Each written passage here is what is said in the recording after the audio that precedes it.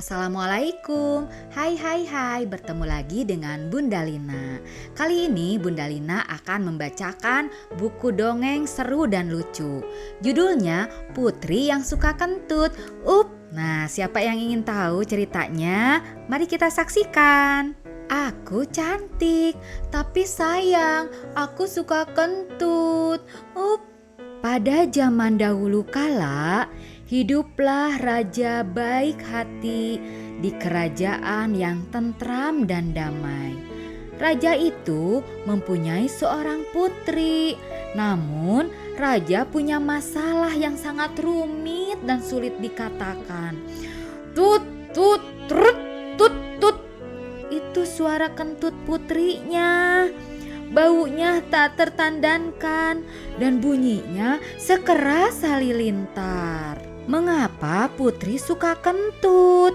Bunyi kentutnya nyaring sekali dan baunya tak tertahankan. Karena aku suka makan pizza, aku suka makan daging, jangan lupa juga kacang-kacangan, dan tentu saja keju serta telur. Ketika putri cukup umur untuk menikah, banyak pangeran dari berbagai negeri mengunjunginya.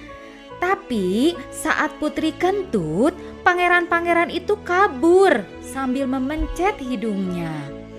Pangeran ke-99 kabur, dia pasti kena kutukan kentut yang sangat jahat. Semoga seseorang bisa membebaskannya dari kutukan jahat itu, Rang Raja seraya mendesah.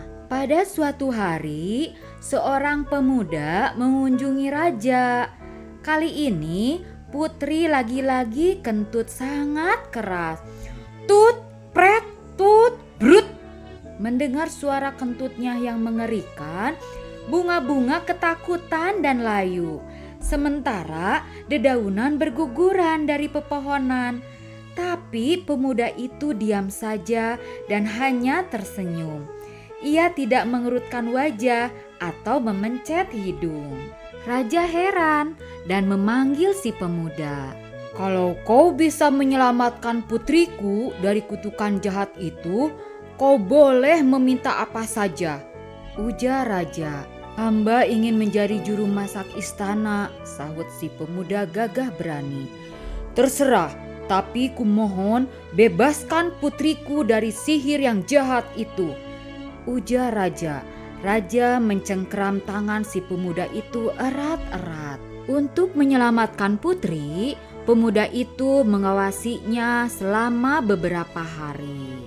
Beberapa hari kemudian, ia mendatangi raja dan berkata, "Yang mulia, izinkan aku memasakkan makanan untuk putri selama 1 minggu. Aku akan mengizinkanmu.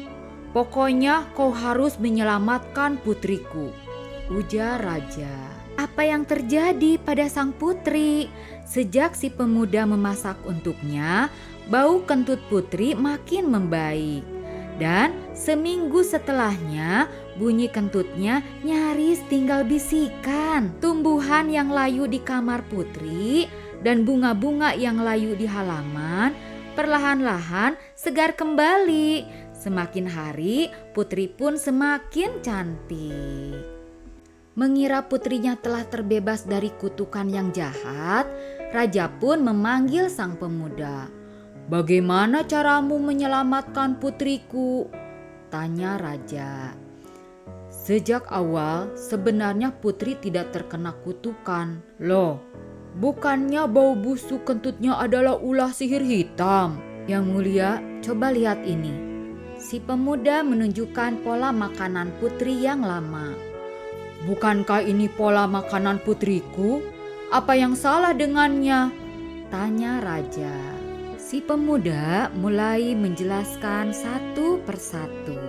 "Baiklah yang mulia, hamba akan menjelaskan satu persatu. Makanan masuk ke dalam mulut, setelah dikunyah dan bercampur air liur, makanan ditelan dan masuk ke perut lewat esofagus. Makanan kita bercampur dengan ludah dan bergerak turun ke perut melalui esofagus. Di dalam perut, makanan dicampur dengan cairan lambung dan berubah jadi seperti sup. Makanan yang kita makan menetap selama 6 jam di perut, selama 8 jam di usus kecil, dan selama 10 jam di usus besar. Di dalam usus kecil, nutrisi yang terkandung dalam makanan diserap tubuh. Sebagian besar usus besar kita menyerap air dari makanan dan membuang ampasnya ke anus. Bagaimana Yang Mulia?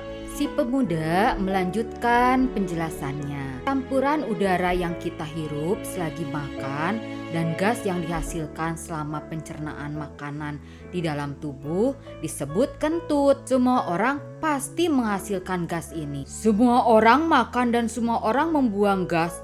Tapi mengapa aroma gas yang dikeluarkan putriku sangat busuk? Tanya raja.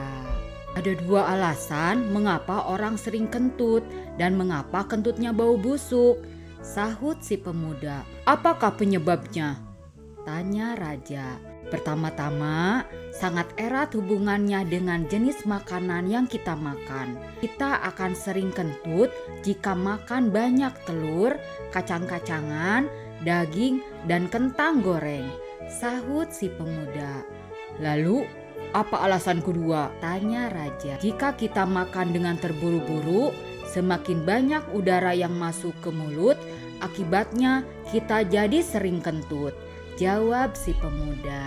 Aha, rupanya kebiasaan makanlah yang menjadi penyebab masalahnya, kata raja. Yang Mulia, Anda benar. Saya telah memasak sayuran selama seminggu untuk putri dan memintanya memakan telur dan daging dengan perlahan-lahan, ujar si pemuda. Terima kasih. Mulai sekarang aku ingin kau memasak untuk putriku di istana. Akhirnya sang pemuda menjadi juru masak istana. Ia berhasil mencapai cita-citanya. Sekarang mari kita nantikan pangeran ke-100 datang untuk meminangmu, kata raja kepada putri. Pangeran ke-100 kan sudah ada di depan kita, ujar putri. Mendengarkan ucapan putri, wajah si pemuda merah padam. Karena sejujurnya si pemuda sudah langsung jatuh cinta saat pertama kali melihat putri. Alhamdulillah, ceritanya sudah selesai. Terima kasih sudah menonton ya. Akhirnya putri telah bebas dari kutukan dan hidup bahagia. Pesan moralnya, kita harus hidup sehat, hati jadi bahagia. Sampai jumpa di cerita seru selanjutnya. Wassalamualaikum.